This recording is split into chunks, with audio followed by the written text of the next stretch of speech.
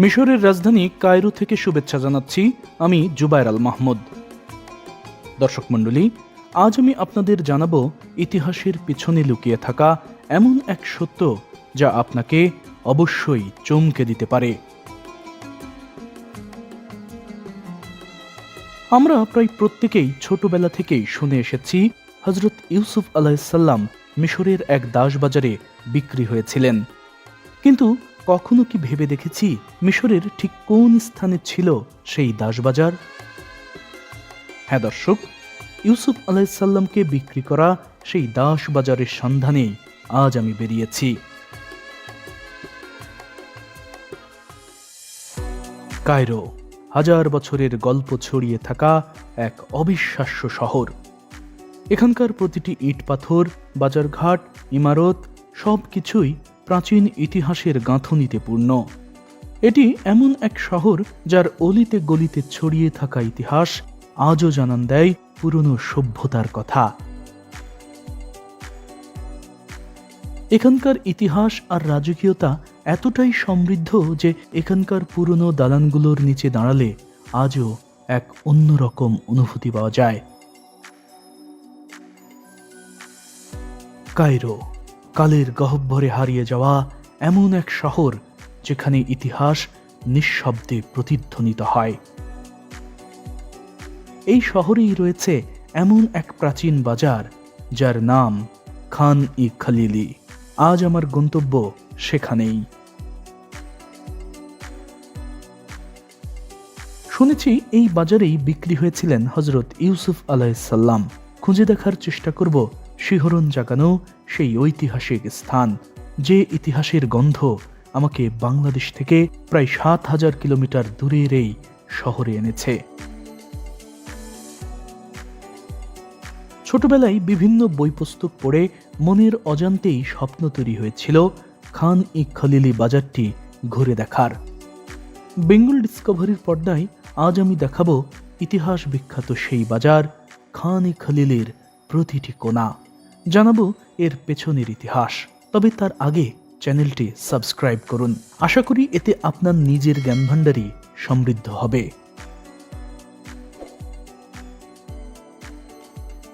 খান-ই-খালিলি বাজারের অবস্থান পুরনো কায়রোতে আল আজহার বিশ্ববিদ্যালয়ের পাশে। আপনি যখন এখানকার এই খান-ই-খালিলি বাজারে পা রাখবেন তখন পায়ের তলা থেকে শুরু করে আশপাশের সব কিছুতেই ইতিহাসের গন্ধ খুঁজে পাবেন। আমি এখন যে রাস্তা ধরে হেঁটে যাচ্ছি এই রাস্তাটি মিশরের সর্বপ্রথম পাকা রাস্তা, এবং আজকে এই রাস্তাটি মিশরের আশপাশের বিভিন্ন জায়গায় পিচ ঢালাই রাস্তা দেখা গেলেও এই রাস্তাটি কিন্তু পিচের রাস্তা নয়, এই রাস্তা পাথর দিয়ে তৈরি। হ্যাঁ দর্শক, এ এক অন্যরকম অনুভূতি। আমি জীবনে এই প্রথম এত পুরনো কোনো পাকা রাস্তায় হাঁটছি যার গাঁথুনি আজও আগের মতোই অবিকল রয়েছে।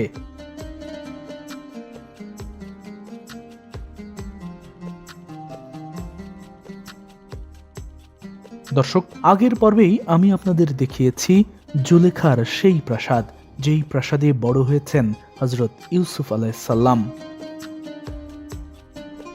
মূলত জুলেখার স্বামী পুতিফার মিশরের ওই সময়ের দাসবাজার থেকে হযরত ইউসুফ আলাইহিসসালামকে কিনে নিয়ে জুলেখাকে উপহার হিসেবে দিয়েছিলেন।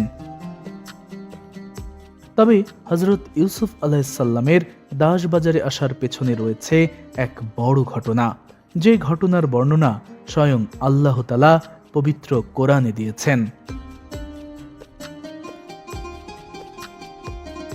মূলত হযরত ইউসুফ আলাইহিসসালাম ছিলেন নবী হযরত ইয়াকুব আলাইহিসসালামের সন্তান, যারা বাস করতেন ফিলিস্তিনের কেনানে।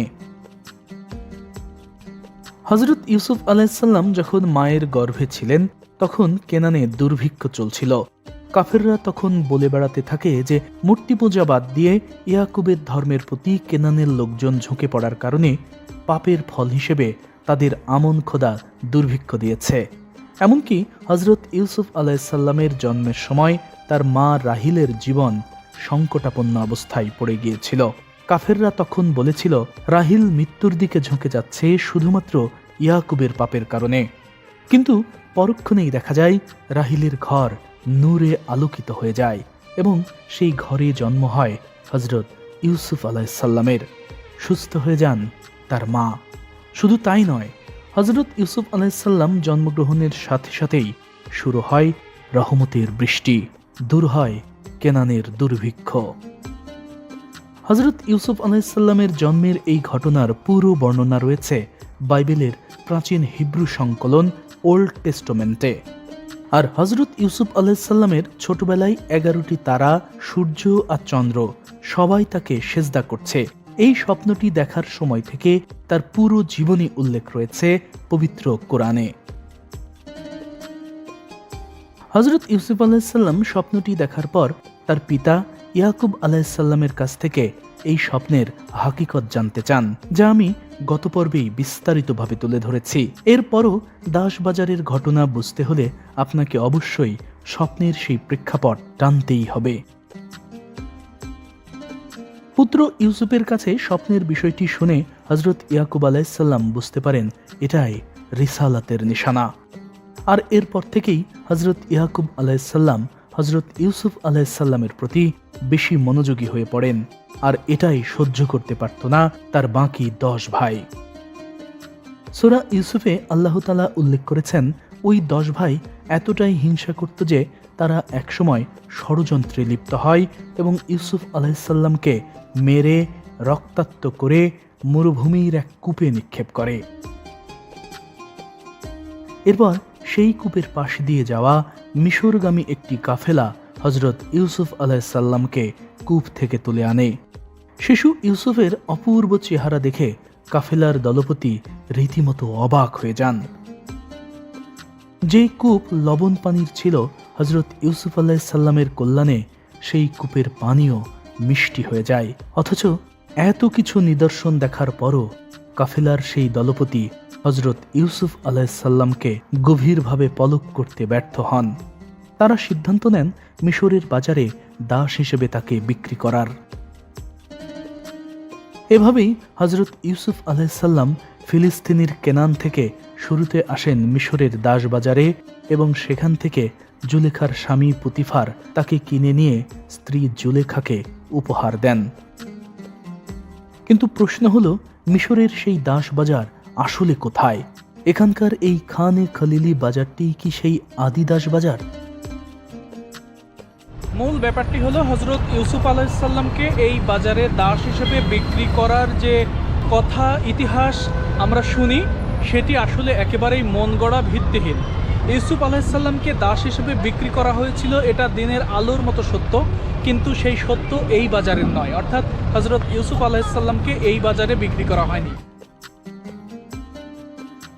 হ্যাঁ দর্শক, এখানকার এই খানে খলিলি বাজারে মোটেও হজরত ইউসুফ আলাইসাল্লামকে বিক্রি করা হয়নি, বরং এই বাজার এবং হজরত ইউসুফ আলাইসাল্লামকে নিয়ে যে ইতিহাস সমাজে প্রচলিত আছে তা নেহাতি কাল্পনিক। আল কোরআন, বাইবেল, এমনকি মিশরীয় ইতিহাসের একটি বইয়েও দাস বাজার হিসেবে খান এ খলিলির কথা উল্লেখ নেই।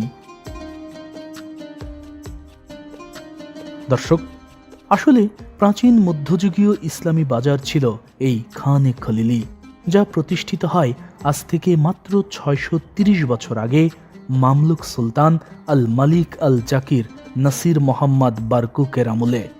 এমনকি কায়রো শহরও অত পুরনো নয় যতটা আমরা অনুমান করি।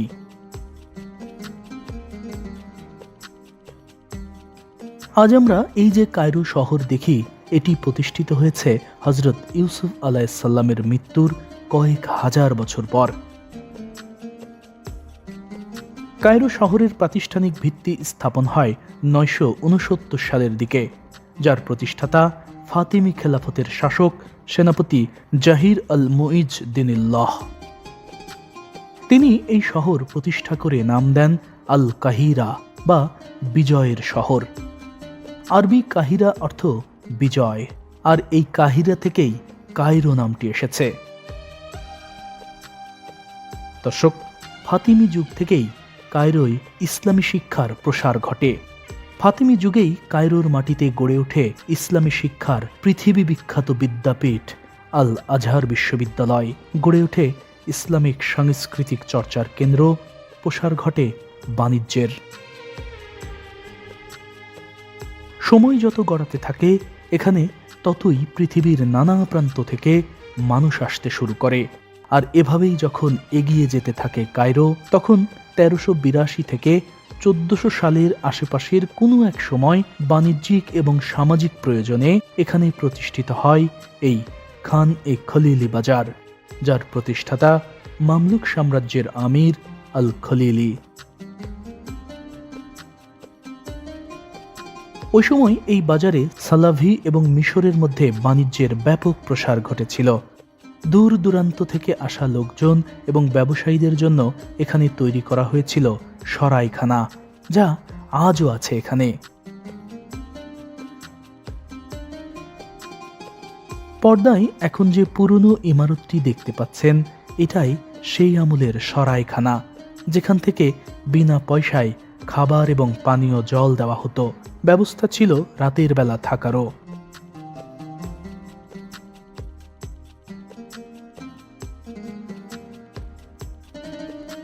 সময়ের ব্যবধানে আজ এই বাজারে বাংলাদেশি ব্যবসায়ীদেরও আগমন ঘটে।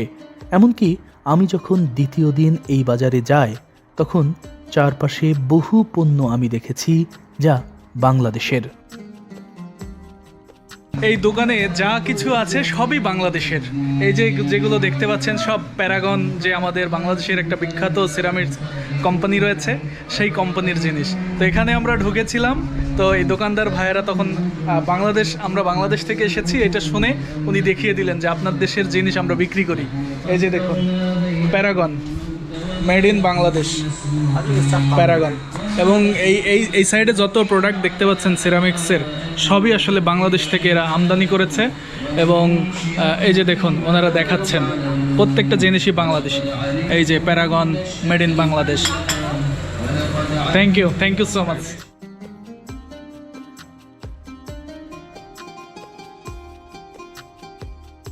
হ্যাঁ দর্শক, এ এক অন্যরকম অনুভূতি। হজরত ইউসুফ আলাইসাল্লাম, মুসা আলাইসাল্লাম কিংবা ফেরাউনদের স্মৃতি বিজড়িত এই দেশে আমার দেশের পণ্য জায়গা করে নেওয়ার এই দৃশ্য আমাকে সত্যি সত্যি আপ্লুত করেছে গর্বিত। আজ যেমন বাংলাদেশ থেকে এই খান এ খলিলি বাজারে পণ্য আসে, ওই সময়ও এভাবেই পৃথিবীর বিভিন্ন দেশ থেকে পণ্য আর ব্যবসায়ীরা আসতেন এই বাজারে। আর সেই সব বাণিজ্যিক কাফেলা আর মুসাফিরদের জন্যই এখানে তৈরি করা হয়েছিল এই ধরনের সরাইখানা।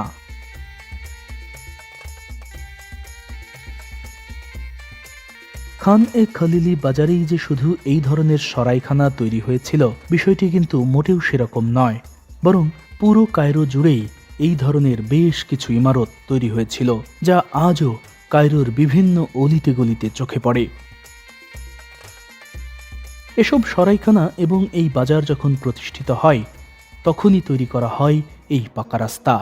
এটাই মিশরের প্রথম পাকা রাস্তা, যা সাধারণ মানুষদের জন্য তৈরি। এর আগে যেসব রাস্তা এভাবে পাথর পেড়ে পাকা করা হয়েছিল, তা ছিল কেবলই রাজা বাদশাদের চলাচলের জন্য, এবং সেগুলো নির্মিতও হয়েছিল শুধুমাত্র রাজপ্রাসাদের ভেতরে কিংবা রাজপ্রাসাদ কেন্দ্রিক। সাধারণ মানুষ চলাচলের জন্য প্রথম রাস্তা এটিই, আর এ কারণে অনেকেই এই রাস্তাকে মিশরের প্রথম পাকা রাস্তা বলে। দর্শক, আপনাদের একটা মজার জিনিস দেখাই। দেখুন, এটা তৈরি করা হয়েছে খরগোশের চামড়া দিয়ে। এই অংশটা একটা খরগোশের, এইটা একটার, তার মানে এইটা তৈরি করতে সর্বমোট 1 2 3 4 5 6 7 8 9 10 11 12 13 14টি খরগোশের প্রয়োজন হয়েছে। এগুলোর দাম কিন্তু অনেক টাকা। পাশেরটা দেখুন, পাশেরটা শেয়ালের, এবং এগুলো কিন্তু সবই অরিজিনাল, মানে জীবন্ত প্রাণীর গা থেকে এটা ছাড়িয়ে নেওয়ার পর বিশেষ প্রক্রিয়াজাতকরণের পর এটা তৈরি করা হয়েছে। এগুলো শৌখিন জিনিস, অনেকেই এগুলো কিনে নিয়ে যায়, ঘরের দেয়ালে টাঙিয়ে রাখে, কেউ পাপোশ তৈরি করে। তবে আমি যখন শেয়ালের লেজ ধরেছি, তখন আসলেই সত্যিকারের শেয়ালের লেজ ধরেছি সেরকমই একটা অনুভূতি হয়েছিল। আপনি স্পর্শ না করা পর্যন্ত ধারণাও করতে পারবেন না যে এগুলো কতটা নরম, দারুণ।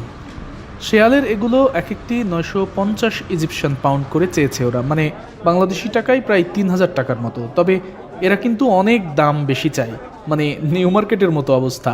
20 টাকার জিনিস 400 টাকা চাইবে বা 600 টাকাও চাইতে পারে। আপনি দরদাম করায় পাকাপোক্ত না হলে এগুলো এড়িয়ে যাওয়াই ভালো। তবে এই বিজনেসটা কিন্তু আদি আমল থেকেই এই বাজারে হয়।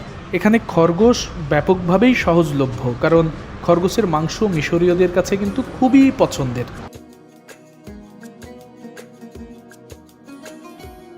দর্শক, খান এ খলিলি বাজারের নিজস্ব আলাদা পরিচিতি এবং ইতিহাস রয়েছে। তবে এই বাজারের সাথে হজরত ইউসুফ আলাইসাল্লামের বিক্রির কোনো ঘটনা নেই। নিশ্চয়ই এবার আপনার মনে প্রশ্ন জেগেছে যে হজরত ইউসুফ আলাইসাল্লামকে তাহলে কোন বাজারে বিক্রি করা হয়েছিল? এই প্রশ্নের সরাসরি কোনো উত্তর আমি কোথাও খুঁজে পাইনি। ওই সময় যেহেতু মেমফিসই ছিল মিশরের প্রশাসনিক রাজধানী, যার সিংহাসনে ছিলেন আমেনহোতেপ।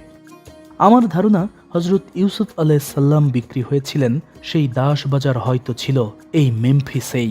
কেননা ওই সময় দাস বাজার থেকে দাস কেনার চল ছিল ঠিকই, কিন্তু দাস তারাই কিনত যারা সমাজে ধনী এবং অবস্থা সম্পন্ন লোক।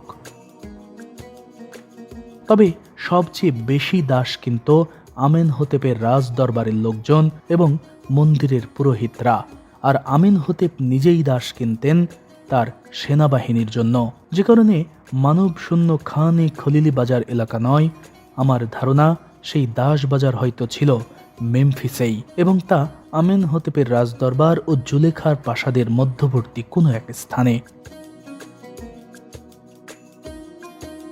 হ্যাঁ দর্শক, মেমফিস এমন এক জায়গা যেখানে আজও এখানে সেখানে পড়ে থাকতে দেখা যায় হাজার হাজার বছরের প্রাচীন ধ্বংসাবশেষ। এই মেমফিসই ছিল প্রাচীন মিশরের রাজধানী, আর সেই রাজধানীর দাস বাজারেই বিক্রি হয়েছিলেন হজরত ইউসুফ আলাইসাল্লাম, যাকে সেই দাস বাজার থেকে কিনে নিয়ে যান জুলেখার স্বামী পুতিফার। দর্শক মণ্ডলী, আমি আগের পর্বেই জানিয়েছিলাম যে পুতিফার নামটি আল কোরআনে উল্লেখ নেই। পুতিফার নামটি কিভাবে ইতিহাসে জায়গা করে নিল সেটাও গত পর্বে তুলে ধরেছি। আর এই পর্বে আপনাদের আমি বলছি যে জুলেখা নামটিও আল কোরআনে নেই বাইবেলেও। দর্শক, নিশ্চয়ই আপনি এবার চমকে উঠেছেন, কিন্তু অবাক হলেও এটাই সত্য। আমরা আজীবন যে জুলেখার নামটি শুনে এসেছি এটি আসলে কাল্পনিক নাম। আল্লাহ তাআলা কোরআনে জুলেখা নাম উল্লেখ করেননি। আসলে ইতিহাস কখনো কখনো আমাদের কল্পনাকে বাড়িয়ে দেয়, আর এ কারণেই ইতিহাসের ঘটনা অনেক সময় লোককথায় পরিণত হয়। জুলেখা নামটিও ঠিক সেভাবেই সমাজে প্রচলিত হয়েছে। আল্লাহ তাআলা কোরআনে জুলেখাকে একজন নামহীন নারী হিসেবে উল্লেখ করেছেন। এ বিষয়ে আল্লাহ তাআলা সূরা ইউসুফের 23 নম্বর আয়াতে বলেছেন, যে নারীর ঘরে সে বাস করত সেই নারী নিজের দিকে ইউসুফকে আকৃষ্ট করার চেষ্টা করল এবং দরজাগুলো বন্ধ করে বলল, এসো আমার দিকে। দর্শক, এখানে কিন্তু আল্লাহ তাআলা জুলেখা না বলে বলেছেন যে নারীর ঘরে বাস করত। শুধু তাই নয়, ইউসুফ জুলেখার প্রেম কাহিনী নামে আমরা যে গল্প শুনে বড় হয়েছি তা আসলে প্রেম বলতে আমরা এখন যা বুঝি সেরকম কোনো কিছুই ছিল না। মূলত কোরআন নাজিলের 250 থেকে 300 বছর পর, অর্থাৎ আজ থেকে প্রায় 1100 বছর আগে 940 সালের দিকে রুদাকি নামের এক পারস্য কবি সূরা ইউসুফ অবলম্বনেই একটি গল্প লিখেছিলেন। সেই গল্পে তিনি আল্লাহ তাআলা সূরা ইউসুফে যে নারীর কথা উল্লেখ করেছেন সেই কবি তার উপন্যাসে ওই নারীর একটা কাল্পনিক নাম দেন, আর সেই নামটিই হলো জুলেখা। কিন্তু ওই লেখকের মূল রচনা একসময় হারিয়ে যায়। এরপর 1483 সালে পারস্যের আরেক বিখ্যাত কবি আব্দুর রহমান জামি ইউসুফ জুলেখা নামের একটি মহাকাব্য রচনা করেন। সেখানে তিনিও জুলেখা নামটি ব্যবহার করেছেন, আর এরপর থেকেই জুলেখা নাম সারা দুনিয়ায় ছড়িয়ে পড়ে। আর সেই লেখকের কাল্পনিক লেখা ভালোবাসার সেই মহাকাব্যই যুগ যুগ ধরে ইউসুফ জুলেখার প্রেম হিসেবে সমাজে ছড়িয়ে যায়। কিন্তু প্রেম বলতে আমরা যা বুঝি, হজরত ইউসুফ আলাইসাল্লাম এবং সেই নারীর বিষয়টি মোটেও সেরকম কোনো কিছুই ছিল না, বরং সেই ঘটনা ছিল আল্লাহর পরীক্ষা, যা তাকওয়া আর ধৈর্য দিয়ে জয় করেছিলেন হজরত ইউসুফ আলাইসাল্লাম। হ্যাঁ দর্শক, হজরত ইউসুফ আলাইসাল্লামের জীবন আমাদের মনে করিয়ে দেয় নির্ভীকভাবে সত্যের পথে থাকা, আল্লাহর প্রতি বিশ্বাস স্থির রাখা এবং নৈতিকতার পথ কখনো ছাড়া যাবে না। আল্লাহর প্রতি ভয়, শ্রদ্ধা আর ধৈর্য থাকলে তার কাছে অবশ্যই আল্লাহর সাহায্য আসবেই।